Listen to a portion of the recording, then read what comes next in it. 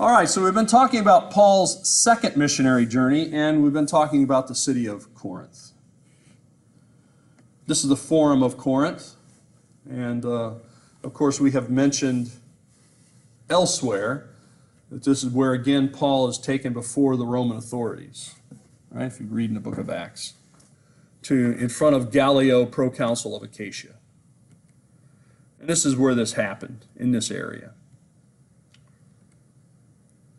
So he's brought before Gallio, the proconsul of Achaia. We've mentioned this. Anyway, this can be seen as a turning point, or at least as a chronological reference point or benchmark. Because Paul is here in the late 50s. Most people would say probably around 58. Of course, he's there for a year and a half, so... At any rate,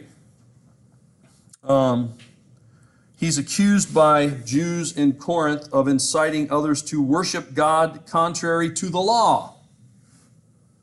What does that mean? Well, if he's encouraging people to worship God in a Jewish way, that would not be contrary to the law. Remember what we said? I think we've said it in here. I don't know. Sometimes I repeat myself, but that's okay. Repetition's supposed to be good. That the Romans had two kinds of ideas about religion at this point. It's either legal or it's illegal, right? Legio or licita or illicita. And so we see that Judaism had a special case with the Romans, and it was legal. It was licita. Christianity will be illicita. But as long as Christianity is thought to be a subunit, a subcategory of Judaism, it's covered by the legal umbrella, so to speak, of Judaism. What these people are trying to do, it seems to me, is to make it clear that Judaism and Christianity are different. Hence the wording, he's worshiping God in a contrary manner, something that's not legal. That what he's doing is illegal. And so they bring Paul before the Roman magistrate here, and they try to make that crystal clear to him. However, the Roman magistrate, if you read the passage, and this is the Bema, and this is where judgment would take place. He wasn't there all the time. When he was there, he would, on occasion, hear cases, and so they waited for that opportunity, took Paul there, and said, look at this guy, he's doing illegal religious stuff. And basically, Gallio dismisses the case. Why? Well, if you read it there in Acts 18, which I do recommend you read the Bible, you can see he basically says, look, it's just sort of like, what are you bringing us to me for? This is a Jewish matter. He said, you Jews are always arguing with one another about various things, especially about teachings and doctrine and so forth, right? The Pharisees and the Sadducees argued. You got the Essenes and the Zealots and other groups.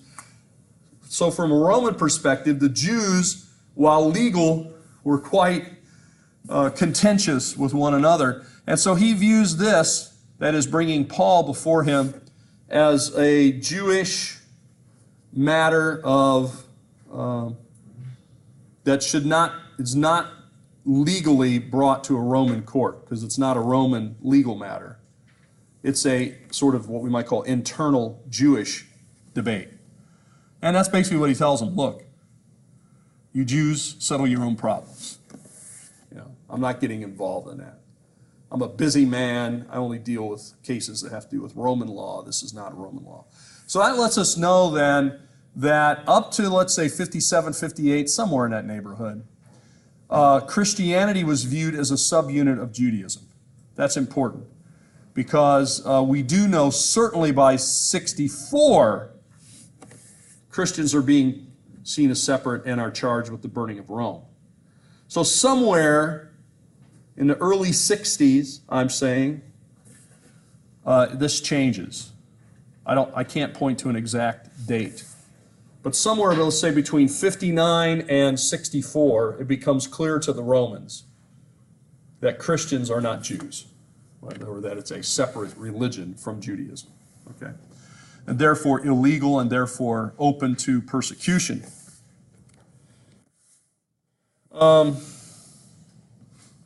We also see, quite interestingly, the Jews beat the leader of the synagogue, Sosthenes, in front of the judgment seat as a part of this. You know, everybody was so riled up, they wanted to do something to somebody, so that they kind of turned on this guy when they couldn't get their vengeance or whatever, couldn't get their take it out on Paul. They took it out on somebody. You know, we do this a lot, certainly in this class. We blame people, perhaps, that are blameless, like me. And, people that really should not be blamed. But we want to point the blame at somebody. So, the guy up front's an easy target. That's all I'm saying. He's an easy target. Oh, of course, I'm joking. So here is from the forum, looking in the foreground of the Bema or rostrum. This is where this event. So again, remember I've told you that when I take people around on tours, I usually invoke the 1 mile rule. I think I could get a lot closer here. Less than a mile. Less than a half a mile. Less than a quarter of a mile. It's pretty close. This is the spot. Now, it may be a slightly lower level. We don't know exactly, know if this is the exact spot, but I'd say we're within, let's say within 100 meters instead of 1 mile. How's that? I think pretty close to that. And then in the background, of course, is Corinth that we have already mentioned. But let's mention it again, shall we? Because Corinth is famous or infamous for being a place that has this Corinth. I've climbed up there before. It's about 2,000 feet above the thing. So it seems to me like I had a group and we could go up part of the way in a bus, and we did that, and then we hiked up the rest of the way. Pretty good hike. And not a lot of tourists go up there, I guess for obvious reasons. Once you get up there, there's not a whole lot to see. I mean, it's a nice view, and you can see the ruins of a fortress from the Ottoman period. But we are told by Strabo that at one time there were 1,000 prostitutes who served in the temple of Aphrodite, and that temple was located on Corinth.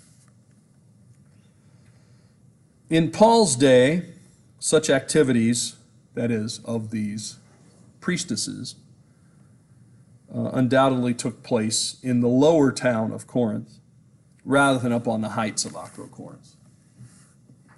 Why? Well, you don't want to make a guy walk up 2,000 feet. For any kind of business, right? Location, location, location. That's what they say is very important with real estate and business. So they came to the forum, these priestesses, and conducted their donations there. Here is a zoom in on the walls that are there. These walls date all the way to the Ottoman times. They were used in Crusader times, as well as the Roman times, Byzantine times. Here is the gate once you get up there in the wall. So it's a substantial fortress up there. And the walls, in part you can see they're reused, but there was a Hellenistic fortress, a Roman fortress, a Byzantine period fortress. Crusaders definitely controlled this area. And then, of course, after them, the Muslims, and especially the Turks, the Ottoman Turks. Because it has a commanding view of the water. And remember we said this is an important harbor. So Obviously, you want to see what ships are coming and that sort of thing. All right? Any questions about any of this? Well, we don't have much time left today, but I do want to at least introduce you to this, and we'll come back to this next week. But in the beginning of Revelation, the book of Revelation, John's Revelation, which, by the way, is in the New Testament. It's the very last book. So I do recommend it to you. It is a very different kind of book, if you've ever read it. It's apocalyptic literature. So it's not written in an epistolatory style, as Paul writes, mostly, and not a sort of narrative like the Gospels or the book of Acts, but a very different one. But in the beginning of that, there are 7 churches that are mentioned. The 7 churches of Revelation, they're sometimes called. And that's the title of this. So especially, we want to take a look at the first 4 chapters of Revelation, which describe these churches, or the cities where these churches were located, and take a look a bit at the archaeology of it, the ruins that are there. And so we will do that next time. I believe we're out of time.